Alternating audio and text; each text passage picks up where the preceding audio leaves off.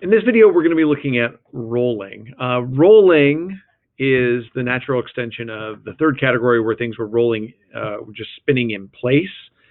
But this is now the fourth category, and there's actually a whole bunch of different stuff. So we're going to spend kind of look at three separate pieces of rolling.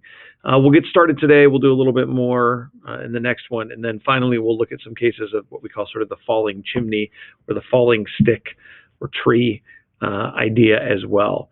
And so rolling, the center of mass is moving, and generally that center of mass is the axis of rotation. It doesn't have to be. It could just be that the rotational axis is moving. Falling chimneys are a little bit different. We'll get to that later. So we're going to look at rolling objects, the kinematics of rolling, the conservation of energy for rolling, and kind of go from there. So first off, we need to talk about kinetic energy.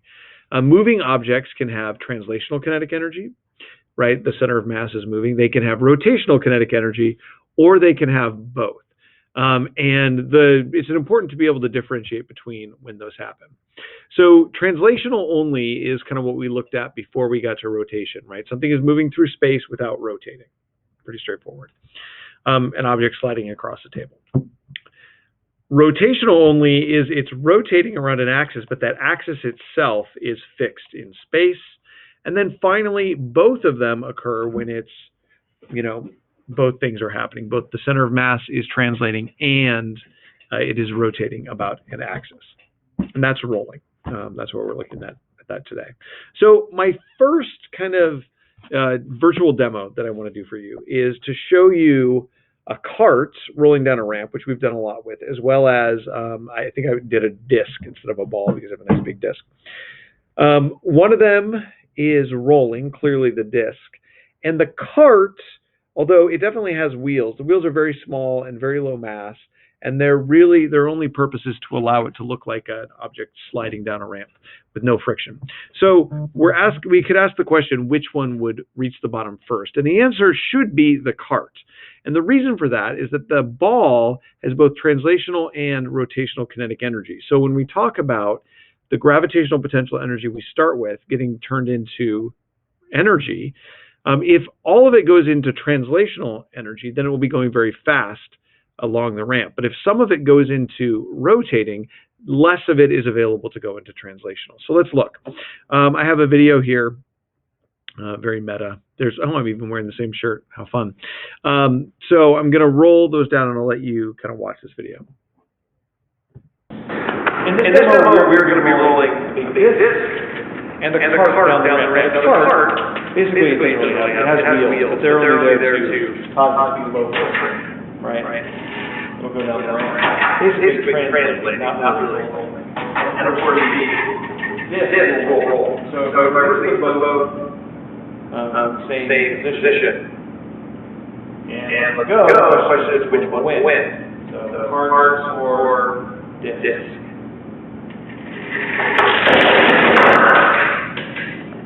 So there you go. The disc doesn't win, right? The cart wins. And then we're going to be rolling. There we go. Did I mess that up? Nope, that's good. So when we are talking about rolling and translation, like translation and rotation, right, we have to think about what links these motions, and that'll help us understand what's happening with that idea. If you think of a tire, a wheel, right, every time it goes around once, the center of mass translates a distance equal to the circumference.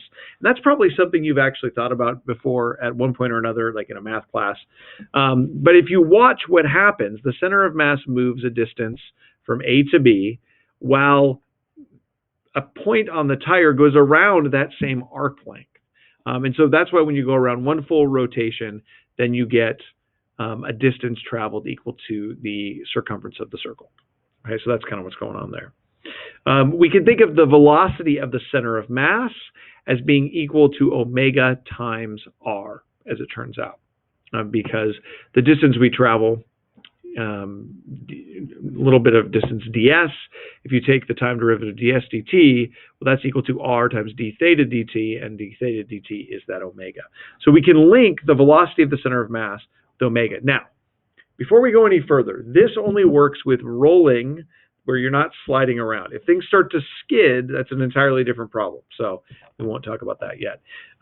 This is also true then for the acceleration. The acceleration of the center of mass, right, which we kind of already talked about with our dynamics problems, is equal to alpha r, where r is the distance from the axis of rotation to the surface it's rolling on. So the acceleration of any point on the circle is this, alpha r, but also the acceleration of the center of mass gets to be that, as long as it is rolling without slipping. So, yeah, we already did that one. So rolling can actually be thought about in a couple of ways. You could think about it as pick up the wheel and let it spin, pure rotation, and then think about a wheel moving, pure translation. And if you combine them together, right, you get, if you look at the bottom of that wheel, right, the bottom of the wheel is going backward while the whole wheel is moving forward, and it's essentially at rest relative to the ground, finally revealing why the type of friction between a wheel and the ground is static friction, because they're not moving relative to each other. The velocity of the center of mass in pure rotation is 0, but in pure translation is equal to the velocity. And then we get to something really interesting. At the top, because the top is translating with the entire object forward, but it's also rotating, the velocity of that point is actually double the velocity of the center of mass, which is kind of interesting. So vector addition still works here, pure rotation, pure translation.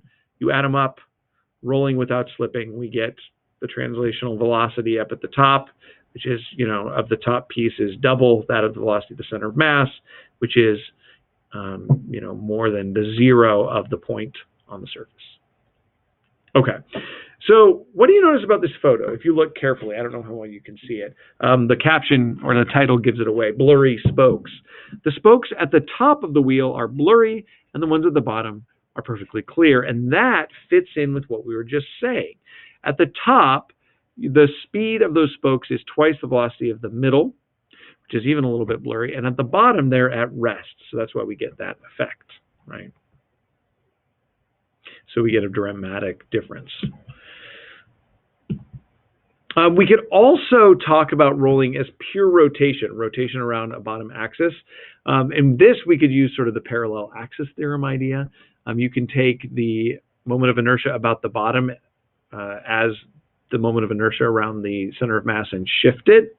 And if you do that, you actually end up with the same result. So we're not, this one isn't really super, I'm not going to make you do that, but it is kind of an interesting result. The other thing to think about is kinetic energy, right? We say the total kinetic energy for the system is the translational kinetic energy plus the rotational kinetic energy. And that follows kind of the same logic, right? Is it translational plus rotational, or is it just rotational? And so if we go back to the cart and the disk, we can apply the conservation of energy to find the final velocities of each and sort of justify what we saw, right? If the cart, we ignore the wheels because they're very small, so they would have a small moment of inertia. Their rolling isn't really a big deal. We know that conservation of energy would say gravitational potential at the beginning equals kinetic at the end. V equals the square root of 2gh. Whereas for the disk, we have two energy terms. So some of the energy that was in gravitational now goes into rotational. And then we can, you know, replace the omega with V over R, and we find out that the velocity is 10⁷, the square root of 10⁷ gh instead of the square root of 2gh. So this is a smaller final velocity, and since it accelerated as it went down, if you have a smaller final velocity, you had a smaller average velocity in this case, and that means you didn't get down there as quickly. So the ball or the disk is slower than the cart. Any rolling object, really. So here's another demo. What if I have two disks? No, that's four, but two of them, right, of different radii. Which one will reach the bottom first? So we can predict this using conservation of energy if we want. But before we do that, we can watch the video and see what actually happens. This is the two different radii, big and small.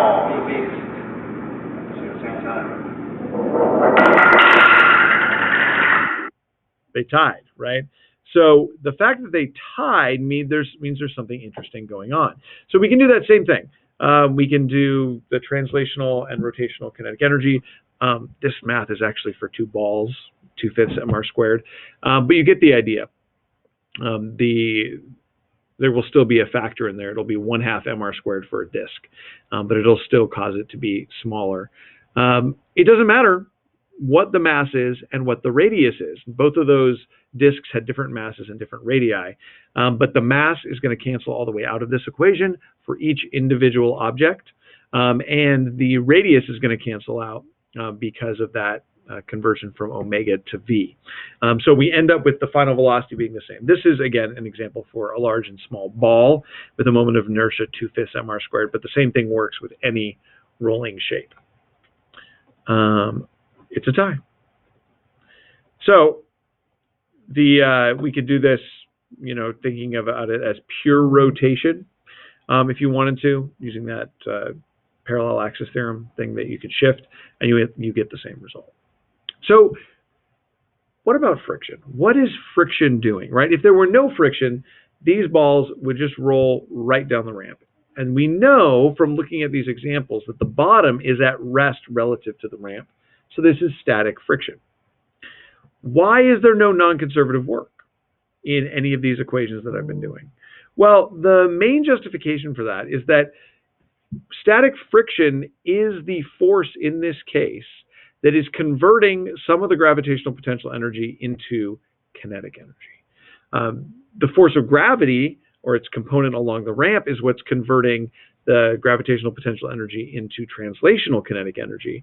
But that static friction is actually causing the conversion from potential to rotational kinetic. And it does it without dissipating mechanical energy, without things heating up. And the reason for that is that it doesn't slide, right, relative to the surface. If you were to track the point, any point on the rim of the object, you get this thing we call a cycloid, which is, not a super complicated shape, but certainly more complicated than a straight line.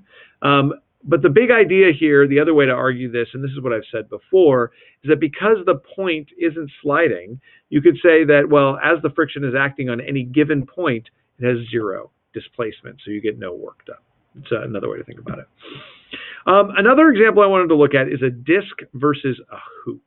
A disk versus a hoop. Well, we have a disk with a moment of inertia of 1/2 mr squared and a hoop with a moment of inertia of mr squared, and we can set up the equations like they are. We see that the disk will end up with less rotational kinetic energy because it has a 1/2 mr squared, which means there is more translational kinetic energy for the disk. So we would predict then that the disk would move faster. So I've got this video as well for you to see. Small ring disk. Less dramatic. These both have the same radii. 3, 2, 1. There you go. We see that the disk gets down faster than the ring because it has a smaller moment of inertia. So the last kind of example I want to think about with this is if you imagine, actually, second to last, if you take some balls and you place them on rails, so they're not rolling on one point on the surface, they're actually rolling kind of down in the ramp, the larger ball will win. This doesn't make any sense to us if we just looked at the previous example where the radii and the mass, that all canceled out of the equation. But if we look at this, right, the big difference is that the r's are not actually the same here, right? The r in the moment of inertia, that 2/5 mr squared, is the radius of the sphere, of the ball. But this r in the omega calculation is not actually the same, right? The radius r for figuring out omega is the distance from the ball to the rail. And if it's a smaller ball, then that is going to be a different distance than a larger ball, which is going to sit higher. So they don't actually cancel out. These two r's are not the same. So really, this r squared for v squared over r squared should be written as a different value, right? Because this is what's happening, right? We have one radius for the whole ball, and then we have the radius of rotation as that smaller radius. That's what's going on there. Okay. Another one, though, is a spool on a ramp. So a spool is a fun device because it has an eye that is based on two discs and then a central cylinder, right? It's the same spool, so the moment of inertia is the same for all of them. They're both rolling from the top to the bottom of the ramp, and then the mass is the same because it's the same spool. But there are some things that are different. Again, it's that R for what it's actually rolling on that matters, right? Again, the big R and the little r are different. In omega, little r is the r that is the distance from the surface to the center of the object, whereas the big R is going to be for calculating moment of inertia. So let's take a look at this. If you have that smaller r, more energy goes into rotational kinetic energy and less into translational. So here's how it works. This is what I'm going to show, kind of both of them, one after another. So this demo, I have basically a yo-yo spool, right? It's got an inner radius and an outer radius. And I'm going to roll it on the outer radius and on the inner radius for this. So we're starting with a wide roller here. So roll it on the outer radius. That looks like this. Okay. Then if we move this board, now we have an inner where it can now roll on the inside, right? It'll set down on top of that. If we release it there, it gets a slightly different roll. More on that as we go. So, in addition to them traveling at different speeds down the ramp, something interesting happens when the one rolling on the inner rail gets to the ground. Because when it gets to the ground, it's now rolling on the outer rail again. And so it actually speeds up once it hits the ground from what it was doing when it was on the ramp. Because now if we were to do the calculation, if you were to just take these two snapshots, before MGH and the final, the two kinds of kinetic energy, they will give you the same thing because the R we're dealing with is the outer R for the rolling on the bottom surface. Kind of interesting. All right, so that's it. Lots of interesting stuff about rolling objects. There is more to practice, and that's what we'll be doing together on Monday.